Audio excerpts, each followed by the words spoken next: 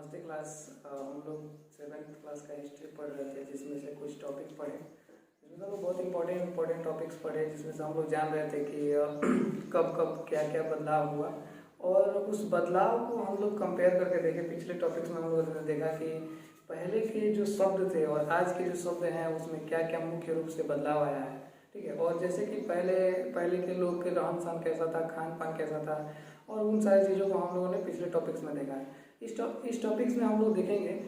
और एक जो ज़रूरी चीज़ है हम लोग पिछले टॉपिक्स में देखें कि हमें हिस्ट्री जो इतिहास है वो क्यों पढ़ना चाहिए, कि हमें विद्यार्थियों के लिए पढ़ना क्यों जरूरी हो जाता है, और इसको पढ़ने का एक नया तरीका क्या है, इसको जिससे कि हम लोग को ये तरीका जो है अच्छा लग सके, लोगों को इतिहास समझ में आ सके। ठीक है। इसी क्रम में हम लोग का अगला टॉपिक है कि विच डेट्स, मतलब कि कौन सा डेट हमारे लिए जरूरी है और उस डेट को याद रखना कितना जरूरी है। ठीक है।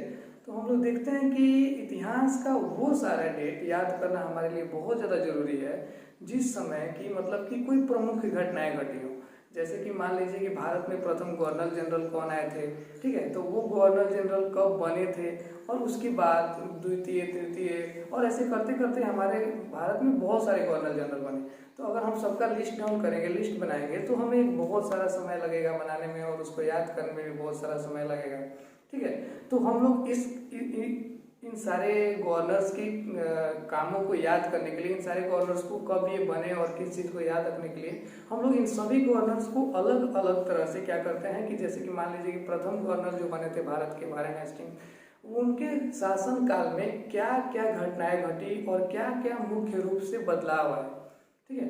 इन सारी चीज़ों को हम लोग इन घटनाओं को याद करके उनसे उनके स्टोरी से जोड़ करके और उनके लाइफ स्टाइल से, उन गांव वालों के लाइफ स्टाइल से जोड़ करके हम लोग इन सारी घटनाओं को याद रख सकते हैं। ठीक है। वैसे ही हम लोग सारे जितने भी अवल्स राय हुए और जितने भी हमारे गवर्नर जनरल हुए, उन सभी लोग के हम लोग घटनाओं को याद कर सकते हैं। ठीक है। इतिहास में तारीखों को, डेटों को याद करने के लिए ये भी जरूरी हो जाता है, क्योंकि हम ये समझ सकते हैं कि ये घटनाएं कब घटी थी। ठीक है। उसी क्रम में आता है कि देखिए, जैसे एग्जाम्पल लेते हैं कि ब्रिटिश इंडिया कब आए थे, तो हमें कोई एक फिक्स डेट, कोई वो नहीं बता सकता है कि ब्रिटिश इंडिया कब आए थे, लेकिन हम एक अनुमान तो लगा सकते हैं कि जब ब्रिटिश इंडिया आए थे तो एक किताब लिखी गई थी जिसमें ब्रिटिश के ही कुछ लेखक ने एक किताब लिखा था जिसमें बताया था कि जब वो लोग भारत में व्यापार के रूप से आए थे, तो व्यापार करने के लिए वो अपने व्यापार को कैसे बढ़ा सकें, कैसे वो अपने मतलब सारे को बताएं। तो वो सारे लोगों ने, हम लोग पिछले क्लास में पढ़ा कि वो सारे लोगों ने क्या किया, एक नक्शे का प्रयोग किया।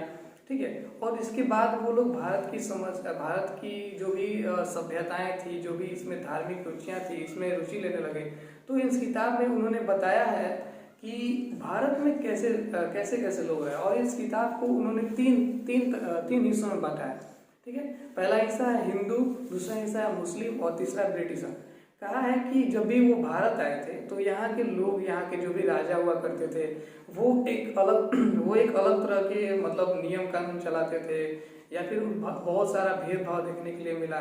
गांव वालों में ही बहुत सारा भेदभाव देखने के लिए मिला। वो भेदभाव या तो जाति से होता था, या तो धर्म से होता था, या फिर अमीर गरीब से होता था कि वो अमीर है ये गरीब है। इस तरीके से भेदभाव देखने के लिए मिलते थे।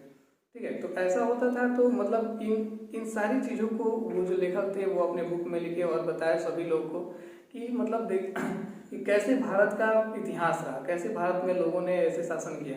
और इसी का सहारा लेते हुए ब्रिटिश लोगों ने क्या किया कि अपने व्यापार को बढ़ाने के लिए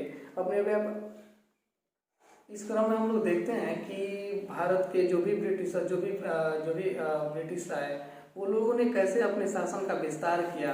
जो भी लोग धर्मवादी लोग थे, जो भी अपने धर्म प्रचार करते थे, या फिर जब भी ये लोग एक दूसरे से देख कर के नफरत करते थे, या फिर जो भी इनसे, तो इन सारी चीज़ों का उन्होंने एडवांटेज लिया, और इन सारी चीज़ों को उन लोगों ने एक दूसरे के प्रति भेदभाव बढ़ा करके और क्या किया, अपने व्यापार का बढ़ावा दिया।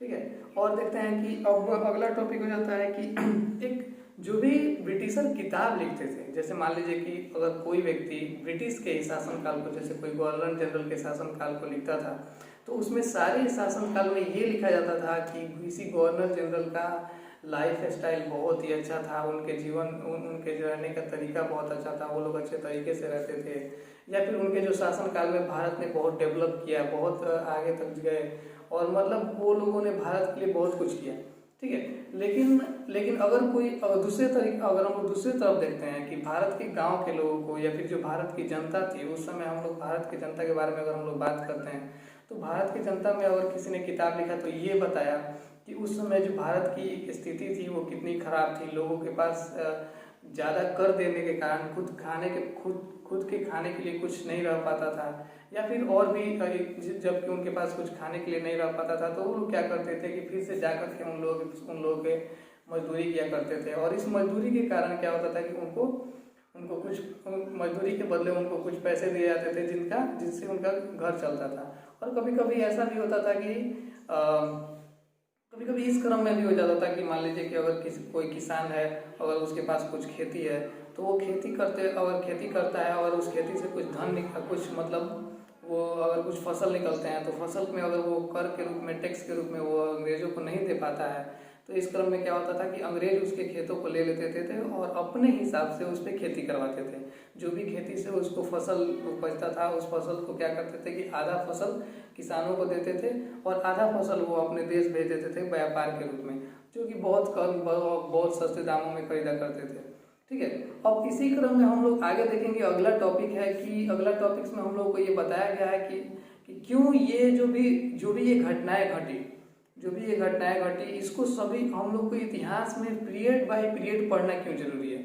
जो भी हम लोग इतिहास की किताब में इसको पढ़ते हैं, तो चैप्टर बाय चैप्टर पढ़ना क्यों जरूरी है। इसको चैप्टर बाय चैप्टर पढ़ना इसलिए जरूरी हो जाता है क्योंकि मान लीजिए कि अगर हम लोग किसी भी चीज़ को, किसी भी घटना को अगर किसी कहानी की तरफ से या फिर उसको किसी घटनाओं की तरफ से याद रखते हैं, तो ये बहुत ही हमारे याद रखने के लिए बहुत ही एक आसान तरीका हो जाता है, जिससे कि कुछ लोग याद कर सकते हैं। और इस टॉपिक के बारे में हम लोग बाद में बात करते हैं अगले वीडियो में। तब तक के लिए धन्यवाद।